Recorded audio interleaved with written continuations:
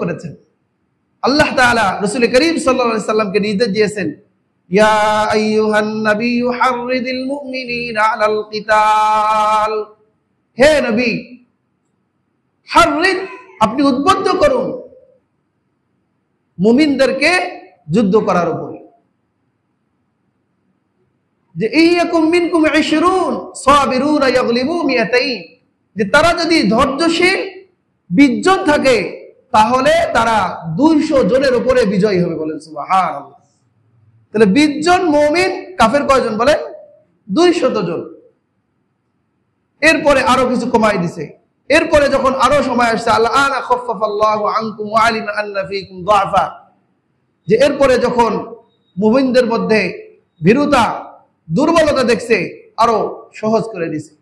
মোট কথা যে একদম কাফেরদের সমান সমান হতে হবে, তাদের সঙ্গে আমরা পারতেছি না তার মানে আর যুদ্ধ করা যাবে না, এমনটি নয়।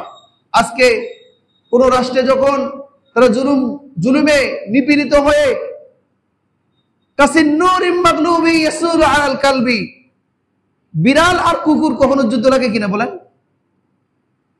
বিড়ালও কখনো কুকুরের উপর কি করে দেয়? হামলা করে। কখন করে বলে? যখন ওই বিড়াল কি হয়ে যায়? অপারগ হয়ে যায়।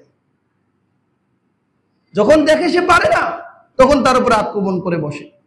ঠিক যে মুসলিম তারা যদিও অল্প হয়, কিন্তু ইমানি শক্তি, ইমানি কুওয়াত দিয়ে তারা মুসলমানদের উপরে ঝাঁপিয়ে পড়বে। হ্যাঁ, তাদের অস্ত্র নাই, সরঞ্জাম নাই, কিছু নাই, ওয়াহিদুক তার সামনে দাঁড়িয়ে নিজের প্রাণকে উৎসর্গ করবে, এটি ইসলাম বলে না। কিন্তু যুদ্ধের প্রস্তুতি থাকতে হবে। আল্লাহ তাআলা বলেছে, ওয়া'ইদ্দু লাহুম মাসতাতা'তুম মিন কুওয়া ওয়া মিন রিবাতিল খাইল তুরহিবুনা বিহি আদুওয়াল্লাহি ওয়া আদুওয়াকুম ওয়া আখারিনা মিন দুনিহিম লা তা'লামুনাহুম আল্লাহু ইয়া'লামুহুম। যে ওয়া'ইদ্দু লাহুম মাসতাতা'তুম মিন কুওয়া, যে তোমাদের সাধ্য অনুযায়ী তোমরা যুদ্ধের অস্ত্র সরঞ্জাম প্রস্তুত করো।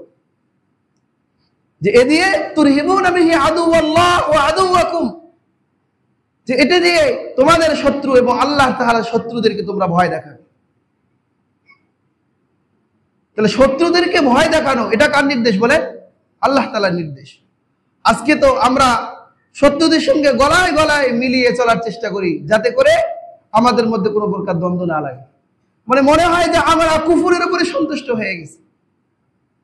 কিন্তু আল্লাহ তাআলার মানসা হলো যে একটা সময় পার হয়ে গেছে, যে এখন আর জুলুম সহ্য করার সময় নয়, এখন ঘুরে দাঁড়াবার সময়, যে এখন আমার কালিমাকে সমুন্নত করতে হবে। কতদিন পর্যন্ত? যে যতদিন পর্যন্ত সমস্ত ধর্ম, সমস্ত মতবাদ, সমস্ত কালচার, সভ্যতা, সব কিছুর উপরে আমার দিন বিজয় না হয়। ওয়াকাতিলুহুম হাত্তা লা তাকুনা ফিতনাহ ওয়া ইয়াকুনা আদ-দীনু কুল্লুহু লিল্লাহ, যে তোমরা ততক্ষণ পর্যন্ত সংগ্রাম করতে থাকো যতক্ষণ পর্যন্ত এই কুফুরের ফিতনা নির্মূল না হয়ে যায়। ফিতনাতুল কুফুর। তো কুফুরের ফিতনা আজকে বেশি না কম বলেন? বেশি। পৃথিবীতে যদি 750 বা 800 কোটি মানুষ থাকে, তার মধ্যে মুসলমান আছে কয়শো কোটি? 200 কোটি। তো 200 কোটি মুসলমান, তাহলে 500 কোটি, 700 কোটি, 600 কোটি কি বলেন? বেদিন, কুফার, আল্লাহ তাআলার অবাধ্যতাকারী। কুফরের সংখ্যা ভারী। আল্লাহর বাঞ্ছা হলো যে না, কুফর গালেব হতে পারে না, ইসলাম গালেব হবে। কুফরের পতাকা পতপত করে উঠতে পারে না, কিন্তু কালিমার পতাকা পতপত করে উঠবে। এটা আল্লাহ তাআলার বাঞ্ছা। আল্লাহ রাসূল সাল্লাল্লাহু আলাইহি ওয়াসাল্লাম বলেছেন, উমিরতু আন উকাতিলান নাস হাত্তা ইয়াশহাদু আল্লা ইলাহা ইল্লাল্লাহ ওয়া আন্না মুহাম্মাদুর রাসূলুল্লাহ ওয়া ইকামিস সালাহ ওয়া ইতাইজ যাকাত, যে যতক্ষণ পর্যন্ত পৃথিবীর মানুষ এই কথার সাক্ষ্য না দেয় যে আল্লাহ তাআলা এক ও দ্বিতীয় এবং মুহাম্মদ সাল্লাল্লাহু আলাইহি সাল্লাম আল্লাহ তাআলার রাসূল, নামাজ পড়া, নামাজ প্রতিষ্ঠা করা, যাকাত দেওয়া, এই সমস্ত বিধানের প্রতি যতক্ষণ পর্যন্ত মানুষ উঠবে না, ততক্ষণ পর্যন্ত এই কথার উপরে আসবে না, এই সমস্ত মানুষের বিরুদ্ধে যুদ্ধ করার জন্য আমাকে আল্লাহ তাআলা নির্দেশ দিয়েছে। উমিরতু, আমি আদিষ্ট হয়েছি। তো রাসূল আদিষ্ট হয়েছে মানে আমরা কি হয়েছি? আমরা আদিষ্ট হই নাই। রাসূলের উপরে যত বিধান এবং নির্দেশ এসেছে সেগুলো কাদের উপরে এসেছে বলে? আমাদের উপরে আসছে। কিন্তু যতক্ষণ পর্যন্ত যে কুফরের ফিতনা নির্মূল হবে না, ততক্ষণ পর্যন্ত যুদ্ধ করতে আল্লাহ তাআলার নির্দেশ দেওয়া হয়েছে। আল্লাহ তাআলা অন্য আয়াতে বলেছেন,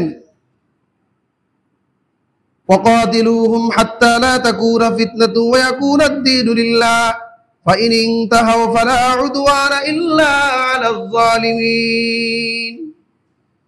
সূরাতুল বাকারা, সূরাতুল আনফাল, দুই সূরার মধ্যে আসছে